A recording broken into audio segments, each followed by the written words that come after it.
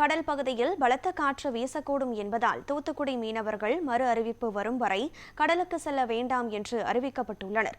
இதுகுறித்து நமது செய்தியாளர் இசக்கிராஜா வழங்கும் தகவல்களை கேட்கலாம்.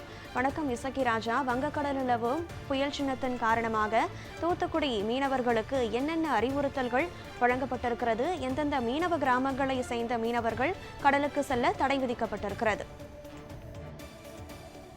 நிச்சயமாக கனகதாரா, சென்னை வானிலை மையம் தமிழக கடலோர பகுதியில் குறிப்பா மன்னார் வளைகுடா மற்றும் குமரி கடல் பகுதியில் மணிக்கு 45 கிலோமீட்டர் 55 கிலோமீட்டர் வேகத்தில் காற்று வீசலாம்.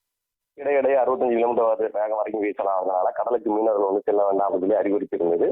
அந்த அடிப்படையில் தூத்துக்குடி மாவட்டத்தில் மட்டும் பாத்தீங்கன்னா வேம்பாறு, புன்னக்காயில், கருவைக்குளம், அந்த பெரியதாள வரையிலான கடற்கரை கிராமங்கள்ல சுமார் 1000க்கும் மேற்பட்ட விசைப்படகுகளும் 5000க்கும் மேற்பட்ட நாட்டுப்படகுகளும் மீன்பிடி தொழில் செஞ்சுக்கிட்டு இருக்கிறாங்க. தூத்துக்குடி துறைமுகத்தில் மட்டுமே 270 விசைப்படகுகள் நேரடியாக மீன்பிடி தொழிலில் ஈடுபட்டு இருக்காங்க. இந்த தூத்துக்குடி துறைமுகத்தில் மட்டும் நேரடியாகவும் மறைமுகமாகவும் சுமார் 25,000 மீனவர்கள் வரையில இந்த மீன்பிடி தொழில செஞ்சுட்டு இருக்காங்க. அது மட்டும் இல்லாம தூத்துக்குடி மீன்பிடி துறைமுகத்தை மட்டும் ஒரு நாளைக்கு பாத்தீங்கன்னா 5 கோடி 10 கோடி ரூபாய் வரையிலான வர்த்தகம் நடைபெற்றுக்கிட்டு இருக்கு.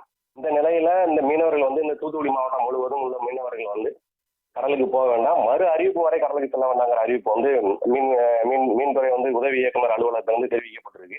அதனால இன்றைக்கு எல்லா மீனவர்களும் மீன் பிடிக்காம நாட்டுப்படகும் விசைப்படகு மீனவர்களும் கரையில படகுகளை நிறுத்தி வச்சிருக்கிறாங்க. தங்களுடைய படகுகளில் உள்ள பராமரிப்பு பணிகளை மேற்கொண்டு வராங்க. இருந்த போதிலும் நாளொன்றுக்கு நடக்கக்கூடிய அந்த 10 கோடி ரூபாய் வரையிலான வர்த்தகம் பாதிக்கப்பட்டுள்ளது கனகதாரா. விவரங்களை வழங்கியமைக்கு நன்றி இசக்கிராஜா.